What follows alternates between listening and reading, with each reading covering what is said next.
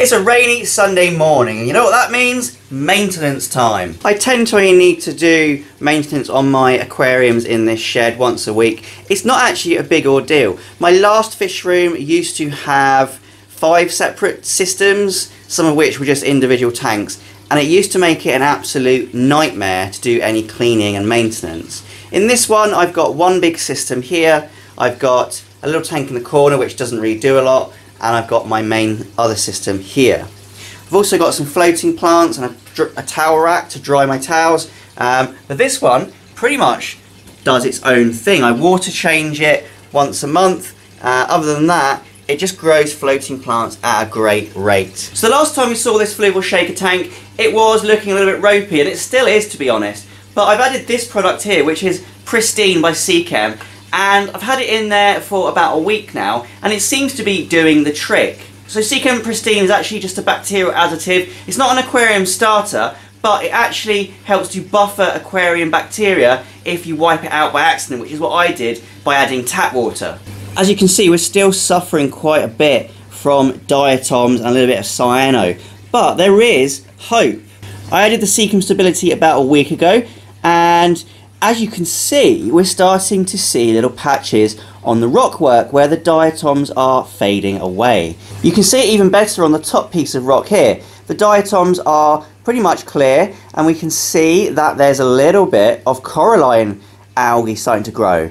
Now, this is really good. I'm very hopeful that replenishing the bacteria has really helped to just push this tank forward. Obviously, chlorine does wipe out a lot of bacteria, and I added that in swathes to this system. I'm hopeful though, in the next couple of weeks, this tank should start to move forward. The corals are coming out again, because for about 2 weeks after my last water change, we didn't get any corals coming out. So if they're happy, it means the water is starting to recover and the bacteria is starting to replenish, which is brilliant news. I like to be as lazy as possible when it comes to cleaning aquariums. I don't mean lazy as in neglectful, I mean making my job as easy as possible. That's why I use one of these JBL Floaty 2s.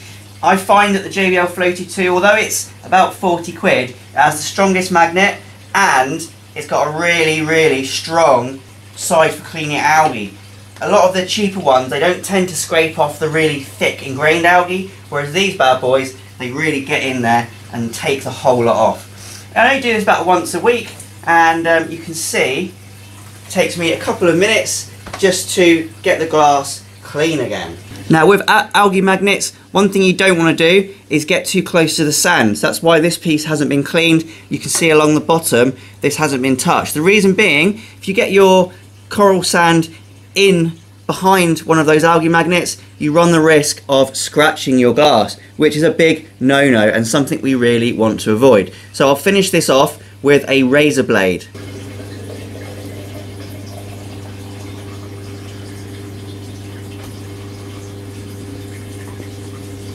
So the razor blade I'm using is just one of these. It's a really cheap tool off Amazon. I think it's for doing tiling and silicone work that builders use. It costs a couple of quid, and these are excellent.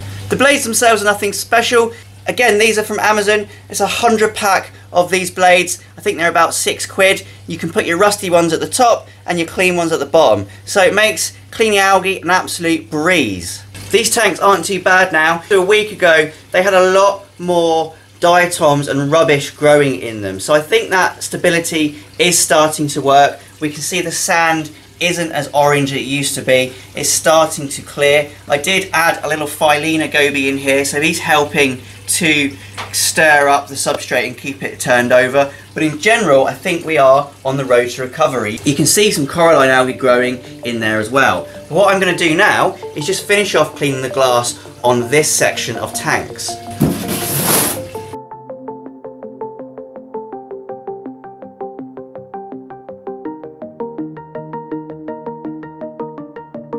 So one thing to note with these razor blades is they do rust, and they will rust. There's not a lot you can do about it, to be honest. The best thing to do though, especially if you're using them in salt water, is to give them a rinse in fresh water and then dry them off, and it will prolong their life by a little bit. Unfortunately though, they do succumb to rust quite quickly. I tend to get maybe 2 or 3 cleans out of these before you have to then get a new one. Squeegee time. This is how you make your glass look decent. Wipe your glass down.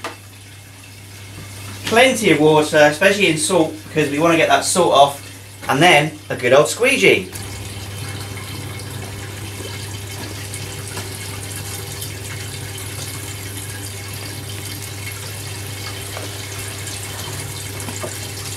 Lovely. Now we are looking fresh, fresh, fresh. And this is how I do my maintenance, but I still have to do my water change. And it's quite a big feat when it comes to a 900 litre system. So I use this drum here, and obviously you can see it's connected up to my RO unit. This has been filling quite quickly because this is 100 gallon a day, so it takes about overnight, say 14 hours to fill. I've added salt already, and I've got a power head in there. It's a really cheap, rubbishy old power head, but it pushes the water around and mixes it. Obviously you've got stopcock here, so I can't overflow. So in terms of heating the water up, I don't normally bother because the room is actually quite warm. It's at 22 degrees, as you can see. The water shouldn't be far off that, and it's at 18.7. Now purists would probably say put a heater in here and get it to 26, but I haven't found it makes much difference in this volume of water, and the water I'm adding actually gets heated up pretty quickly, so I'm not going to bother preheating my water. If this was closer to like 12 degrees then I would, but it doesn't really need it. So part of my ethos in the design of my fish house, my new fish house, is to make my life easier, because my last fish house was an absolute nightmare for doing maintenance, just because of how I put it together. It wasn't put together in one bit, it was put together in little bits, and it just became an absolute chaotic nightmare. This shed though, I've made my life easy when it comes to water changes. Firstly, by linking up my system, so I can do this whole thing in one go. I put a power head in here, I put my pipe down the drain, and I can water change the whole system in about half an hour. Just remember to turn your heaters off, because sometimes they can burn out if they get exposed. Oh, life's so easy when you can just do everything one switch. While this is draining, we'll have a little look at this sump. And again, you can see there is some mild improvement. The rocks are starting to clear. The diatoms are going. I think either, it could be a coincidence and the tank's just maturing normally. I can't 100% say that it's the Seachem stability that has done this, but it's a bit of a coincidence that I added it at the start of the week, 5 days ago, and we're already starting to see some improvement. But who knows, it could just be a complete fluke and coincidence. Unfortunately though, the algae are still a bit covered in rubbish. I'm having to brush this away daily just to let them not get smothered. And this is what you would typically see in a new tank, a newly established tank that you put macro in. You'd see this kind of covering on them, and they don't tend to like it very much. Fortunately though, this tank's about 3 months old and we shouldn't be seeing this here. So it's entirely down to my mistake that I made earlier last year. If we take a look at some of this Botrycladia, you can see the stems that I originally put in there are gross, aren't they? They're covered in algae, they're brown, they're looking horrible, and that's not a great sign.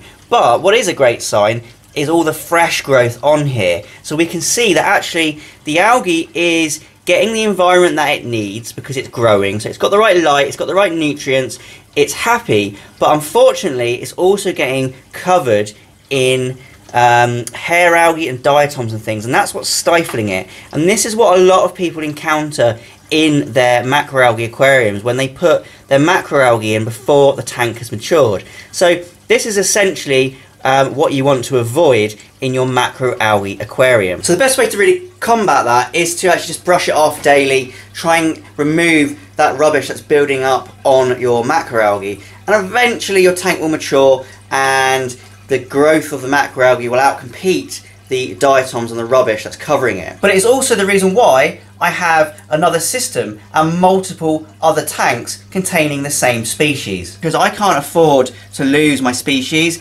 So we've got Botrycladia in here as well, and you can see this one is actually doing a little bit better. If I grab it out here, because the light's in the way, you can see here that this is actually a bit healthier, a lot more red. The main stems aren't covered in black algae, they're fluorescent bright red, which is what we want to see. I grabbed some of this out of my old system, so this is just part of being secure with macroalgae because it's so hard to get hold of. You don't just want to put all your eggs in one basket, and certainly I don't. So this is why I've got multiple systems, and it's why my shed's running 2 systems rather than 1, because if I have a disaster in one, such as over here, I have a backup system which I can put macroalgae into. You might think just using a pump and a bit of pipe work is a little bit archaic, and it is, but if it works, it works. But my other system here is even better, because I've actually got this big sump and I've just got a little valve. So this system is really how I would like all my systems to be. Water changes is literally draining with a valve and then refilling from a barrel. Because of the fact that this is a glass system, I couldn't do that valve without drilling the tank, and I didn't really want to risk drilling 10mm glass on my own, because I would probably mess it up, to be honest. So that's why we're using the pump. So we've hit our drain level now, so all I have to do is reverse this process, put this pump in the barrel and the hose in the tank, and I can refill. While it's empty though, it's important not to let your macroalgae dry out, because they don't really like being dry. So what I do is I give them a little splash. Anything that's exposed gets some water, because if they dry out, they tend to die, which is what we don't want. So now we're refilling, I'll just talk about the salt that I use. I've tested a lot of different types of salt on my macroalgae aquarium. I've tested some of the cheapest stuff like reef crystals, which a lot of people actually have good things to say about, but when I use it on my macroalgae, I tend to not get very good results. I found that red sea salt tends to do quite well, but my favourite salt is the Aquaforest sea salt. Not the pro stuff or the enhanced stuff, but just the normal Aquaforest. I think it's just called sea salt, in fact. And I keep it in this barrel to keep it dry. One thing I like about it is you get this little scoop in there, and they're super useful around the fish house. It dissolves really well, and there's just something about this salt which grows macroalgae. There must be a micronutrient in here which is missing from other salts, because as soon as I switched to this salt, my macroalgae were more vibrant, they grew faster, they were just generally more healthy than any other salt I've ever used. Tank full, barrel empty. Perfection. Thank you so much for watching. I hope you've enjoyed what I do on a Sunday. Basically, this is how I maintain this half of my systems. I might do another video where I show you how I do the other half when it's built, because it's very different actually. So thank you for watching. I hope you have a lovely day. Please remember to subscribe and like the video if you've enjoyed my content. Once again, thanks for watching and happy fish keeping.